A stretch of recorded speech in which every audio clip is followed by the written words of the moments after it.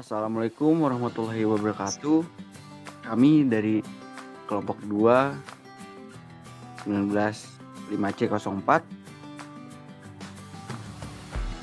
dan untuk yang terhormat pada Ibu Windiayu Sriasi, STM MSI, selaku dosen pada mata kuliah Proses Bisnis Teknologi Informasi. Di sini kami akan menjelaskan proses bisnis pada PT Diamond Food Indonesia. Dan sebelum melanjutkan, di sini kami akan memperkenalkan anggota yang memiliki jumlah 3 orang. Di sini saya Muhammad Farid Fadilah dengan NIM 192211 dan saya berperan sebagai ikut menganalisis dan serta mendokumentasikan proyek seperti foto dan lain-lain serta menetapkan jadwal penelitian proyek. Dan saya di sini Akbar Fikri Ramadan dengan NIM 19221164. Di sini saya bertugas sebagai untuk mengumpulkan data dan wawancara serta mencari sebuah perusahaan yang sudah terkomputerisasi proses bisnisnya. Ini saya Fahmi Awaludin dengan NIM 19221310. Saya berperan sebagai pengumpulan data dari hasil observasi untuk dijadikan satu sebagai bentuk paper atau makalah. Selanjutnya akan dijelaskan oleh Akbar. Latar belakang PT Diamond Indonesia adalah perusahaan terkemuka di Indonesia yang bergerak di bidang manufaktur, distribusi, dan pemasaran produk makanan dan minuman. Didirikan pada tahun 1974, Diamond awalnya fokus pada produksi dan distribusi es krim yang kemudian berkembang menjadi salah satu pemimpin pasar di industri makanan beku dan produk olahan susu. Dengan pengalaman lebih dari 40 tahun, Diamond Food Indonesia terus berinovasi dalam memenuhi kebutuhan konsumen Indonesia yang semakin beragam. Perusahaan ini menghadirkan sebagai produk berkualitas tinggi seperti es krim, susu, keju, yogurt, dan makanan beku lain yang dirancang untuk memenuhi standar internasional. Diamond Food juga memiliki jaringan distribusi yang luas di seluruh Indonesia, menjangkau berbagai segmen pasar mulai dari retail, modern, hotel, restoran, hingga catering. Dengan komitmen terhadap kualitas dan inovasi, perusahaan ini memanfaatkan teknologi canggih serta mengedepankan berkelanjutan dalam operasionalnya.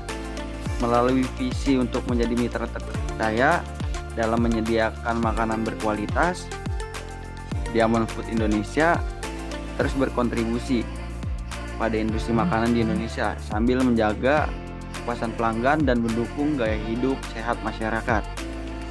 Dan rumusan masalah yang ada dalam penelitian ini yaitu bagaimana PT Diamond Indonesia dapat mempertahankan dan meningkatkan posisi pemimpin pasar di industri makanan beku dan produk susu yang semakin kompetitif. Selanjutnya, apa tantangan yang dihadapi oleh PT Diamond Food Indonesia dalam memenuhi kebutuhan konsumen yang semakin beragam, terutama terkait dengan inovasi produk dan preferensi pasar yang terus berubah. Selanjutnya ada bagaimana PT Diamond Food Indonesia dapat mengoptimalkan jaringan distribusi yang luas untuk menjangkau berbagai segmen pasar dengan lebih efisien dan tepat sasaran. Terus tujuan penelitian itu yaitu untuk menganalisis proses bisnis penjualan pada PT Diamond Indonesia. Selanjutnya untuk mengidentifikasi apa saja kendala dan hambatan yang dihadapi PT Diamond Food Indonesia. Terus untuk merumuskan solusi yang dapat diterapkan PT Diamond Food Indonesia dalam aplikasi penjualan produk.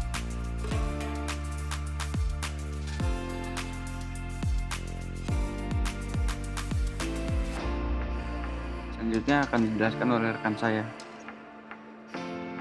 Saya di sini Muhammad Farid Fadila ingin melanjutkan penjelasan dari Akbar Fikri. Jadi saya akan menjelaskan proses sistem berjalannya. Yang pertama yaitu proses awal.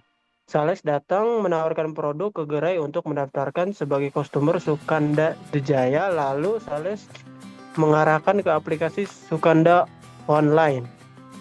Dan sebelum mendaftar, sales akan memberikan kode Blito untuk mendaftarkan sebagai customer. Dan untuk proses kedua, setelah mendaftar langsung diarahkan ke halaman login, lalu melengkapi profil seperti memasukkan alamat, nama gerai, dan menambahkan metode pembayaran. Dan untuk proses yang ketiga, untuk memulai pemesanan, customer dapat memilih produk yang tersedia di aplikasi lalu memasukkan produk yang telah dipilih ke dalam keranjang dengan jumlah yang diinginkan.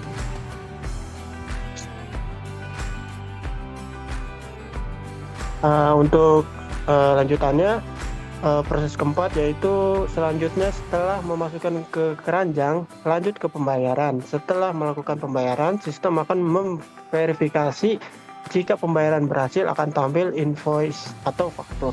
Dan proses terakhir yaitu proses kelima, setelah pembayaran berhasil, barang akan dikirim ke alamat gerai dan customer dapat memantau pengiriman barang dan estimasi biaya.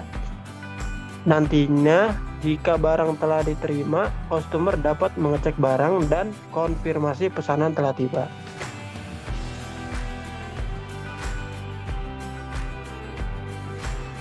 Dan di sini bisa dilihat untuk dokumentasi foto langsung ke PT Diamond-nya. Ini lengkap seluruh anggota dan ini foto PT-nya ya di daerah-daerah Cikarang.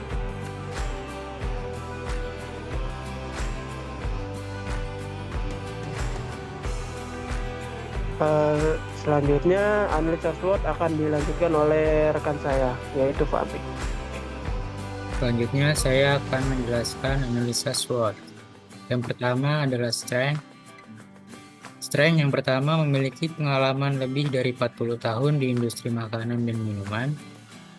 Dan juga kami memiliki sebuah web dan aplikasi untuk melakukan pemesanan secara online mempermudah konsumen. Yang ketiga, perusahaan fokus pada kualitas produk seperti es, krim, susu, keju, dan makanan beku yang memenuhi standar internasional. Dan yang kedua ada weakness-nya. Yang pertama, memerlukan infrastruktur rantai dingin yang kompleks dan mahal. Yang kedua ada operasional yang melibatkan teknologi canggih dan distribusi skala besar dapat meningkatkan biaya produksi dan distribusi. Yang ketiga, meski telah menggunakan platform digital, strategi direct to consumer belum sepenuhnya dimanfaatkan untuk meningkatkan hubungan langsung dengan konsumen. Lalu ada opportunities. Yang pertama, dengan populasi yang besar dan meningkatnya kesadaran terhadap produk berkualitas, peluang pasar makanan dan minuman di Indonesia terus berkembang. Dan juga ada yang kedua, peluang untuk mengembangkan produk baru seperti makanan sehat, organik, dan rendah kalori sesuai dengan gaya tren hidup. Yang ketiga, ada peluang untuk mengekspor produk ke pasar internasional, khususnya negara-negara Asia Tenggara dengan preferensi makanan serupa. Lalu ada trades. Yang pertama ada persaingan dari pemain lokal dan internasional, baik di segmen retail maupun HoReCa. Yang kedua ada ketergantungan pada bahan baku tertentu dapat terpengaruh oleh volatilitas harga di pasar global. Yang ketiga, infrastruktur transportasi dan logistik di beberapa wilayah Indonesia yang kurang memadai dapat menghambat distribusi.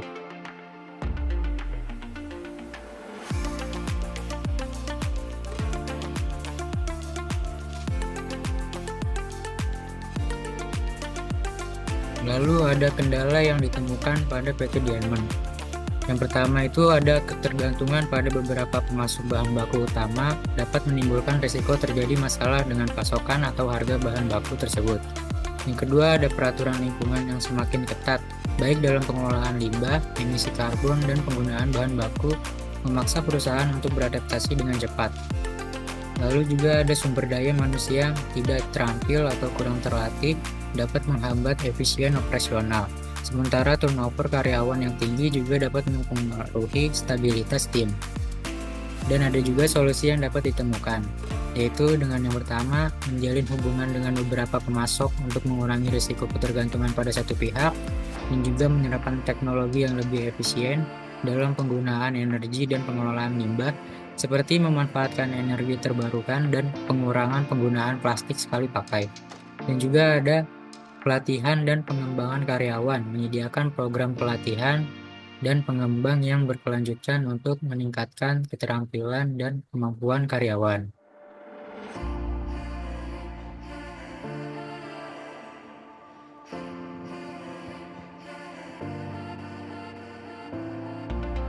Lalu kesimpulannya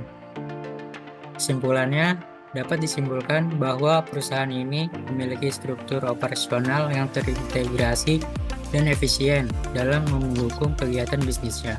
Proses bisnis PT Diamond Food Indonesia melibatkan berbagai tahap dan mulai dari pengadaan bahan baku, produksi, distribusi, hingga pemasaran produk pada konsumen.